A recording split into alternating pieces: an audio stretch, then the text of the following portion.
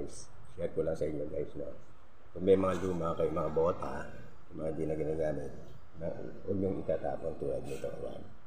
Yan. Kasi ito, nagagamit ko ito sa mga gas tank fuel cap tulad nito. Ayan, ayan. Kasi ito, maraming beses na akong nag-try gumamit.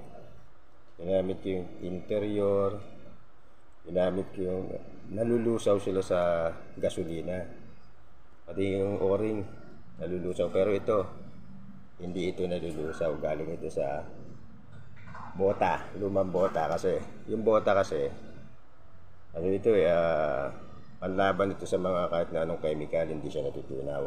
So yan ang itinry kong gamitin.